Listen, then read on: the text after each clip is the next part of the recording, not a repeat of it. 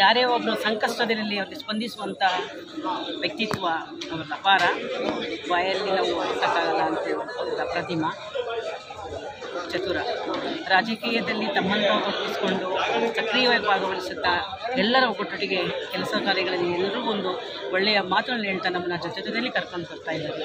ಅವ್ರ ದೇವರು ಆರೋಗ್ಯ, ಆಯುಷ್ಯ, ಸುಖ, ಶಾಂತಿ, ನೆಮ್ಮದಿ, ಅವರ ಅನಿಸಿಕೆ, ಆಸೆ, ಆಕಾಂಕ್ಷೆಗಳನ್ನು ಈಡೇರಿಸಬೇಕು ಅಂತ ದೇವರಲ್ಲಿ ಕೇಳಿದ್ದಾರೆ. ಆಧ್ಯಾತ್ಮಿಕತೆ ಕಡೆಯೂ ಕೂಡ ಅವ್ರದ್ದು ಗಮನ ತುಂಬ ಒಲವಿದೆ ಮತ್ತು ಸಾಂಸ್ಕೃತಿಕ ಒಲವೂ ಇದೆ. ಪ್ರತಿಯೊಂದು ಜನತೆಯಲ್ಲೂ ಅವರು ನಮ್ಮ ಜೊತೆಯಲ್ಲಿ ಬರಲಿ, ಅವರು ಚೆನ್ನಾಗಿ ಒಂದು ಒಳ್ಳೆಯದಾಗಬೇಕು ಅಂತ ಸಮಾಜಕ್ಕೆ ಒಂದು ಒಳ್ಳೆಯದಾಗಿ ಅವರು ತೊಡಗಿಸ್ಕೊಂಡಿದ್ದಾರೆ. ಅವ್ರ ಬಗ್ಗೆ ಹೇಳಬೇಕಂದ್ರೆ ಅದು ಪದಗಳೇ ಬರಲ್ಲ, ಆ ರೀತಿ ಒಳ್ಳೆಯ ಮನುಷ್ಯ. ಬಡವನಾಗಿ ಹುಟ್ಟೋ ತಪ್ಪಲ್ಲ, ಬಡವನಾಗಿ ಉಳಿಯೋದು ತಪ್ಪು ಅಂತ ಏನು ಹೇಳ್ತೀವೋ ಹಾಗೆ ಅವರು ನನ್ನನ್ನು ನಾನು ಇದು ಮಾಡ್ಕೋಬೇಕು, ಜೀವನದಲ್ಲಿ ಒಂದು ಎಲ್ಲರೂ ಒಂದು ಉತ್ತಂಗಕ್ಕೆ ಏರಿಸಬೇಕು ಅನ್ನೋ ಮನೋಭಾವನೆ ಇದೆಯಲ್ಲ, ಅವ್ರ ಕೈ ಕೆಳಗಡೆ 200, 300, 400, 500 ಜನ ಗಂಟ ಕೆಲಸಗಳನ್ನ ಕೊಟ್ಟಿದ್ದಾರೆ.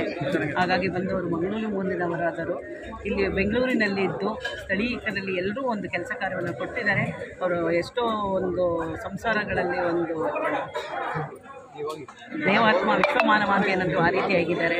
ಅದಕ್ಕೋಸ್ಕರ ಅವರೆಲ್ಲರೂ ಹೆಣ್ಮಕ್ಳು ಬೆಳಗ್ಗೆಯಿಂದ 8 ಗಂಟೆ 7 ಗಂಟೆಯಿಂದ ಶುರುವಾಗಿತ್ತು, ಇಲ್ಲಿ ತನಕ ನೋಡಿ 12 ಗಂಟೆ ಆದರೂ ಜನಗಳಿಂದ ಬರ್ತಾ ಇದ್ದಾರೆ.